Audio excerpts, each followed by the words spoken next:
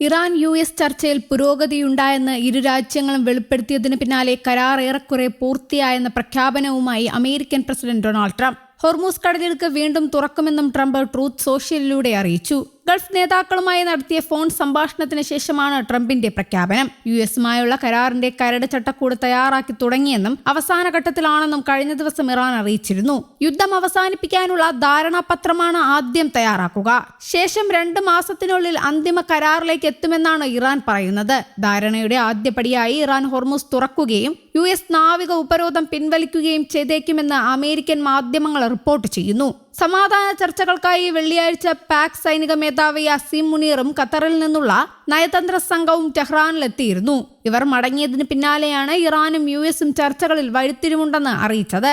ഇതിന് പിന്നാലെ truth സോഷ്യലിലൂടെ Trump ഇത് സംബന്ധിച്ച് വിശദീകരണവും നടത്തി.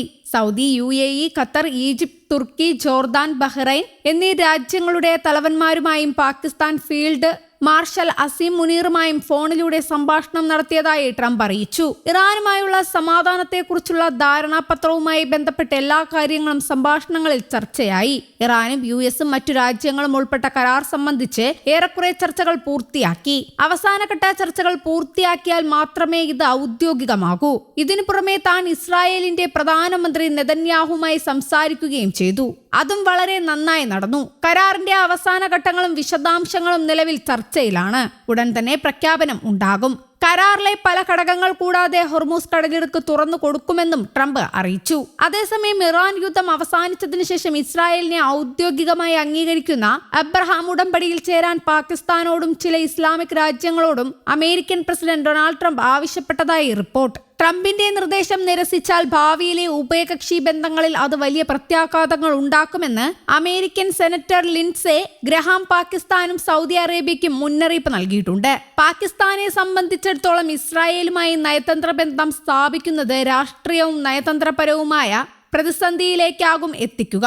രാജ്യത്തിനകത്ത് ഇത് ഉണ്ടാക്കാൻ പോകുന്ന പ്രതിസന്ധിയോടൊപ്പം അമേരിക്കയെ പിന്തുണയ്ക്കുന്നതിന്റെ പ്രത്യാഘാതങ്ങളും നേരിടേണ്ടി വരും. പലസ്തീൻ വിഷയം പാകിസ്ഥാൻ ജനതയെ സംബന്ധിച്ചിടത്തോളം വൈകാരികമായ ഒന്നാണ്.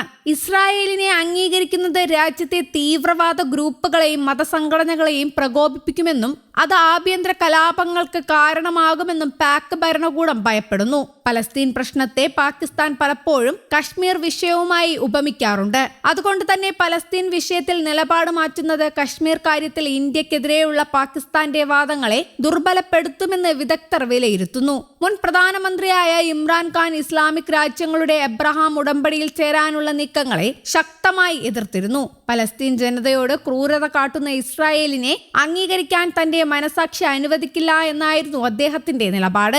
അതേസമയം നിലവിൽ ജയിലിൽ കഴിയുകയാണെങ്കിലും ഇമ്രാൻഖാന് രാജ്യത്തിനകത്ത് വലിയ ജനപിന്തുണയുണ്ട്. വിഷയത്തിൽ അമേരിക്കൻ താൽപര്യത്തിനനുസരിച്ച് പോയാൽ അത് ആഭ്യന്തര കലാപത്തിലേക്കാകും വഴിതെളിയിക്കുകയെന്ന് ഷെരീഫ് ഭരണകൂടത്തിന് നല്ല നിശ്ചയവുമുണ്ട്. ഇസ്രായേലിനെ അംഗീകരിക്കാനുള്ള അന്താരാഷ്ട്ര ഗൂഢാലോചനയുടെ ഭാഗമാണ് നിലവിലെ സർക്കാരെന്ന് ഇമ്രാൻഖാൻ ആരോപിക്കുന്നുമുണ്ട്. അമേരിക്കയുടെ താൽപര്യങ്ങൾ സംരക്ഷിക്കണോ അതോ സ്വന്തം രാജ്യത്തെ ജനവികാരം മാനിക്കണോ എന്ന ധർമ്മസങ്കടത്തിലാണ് പാകിസ്ഥാനിലെ ഭരണകൂടം. News desk, Kerala Kaumudi.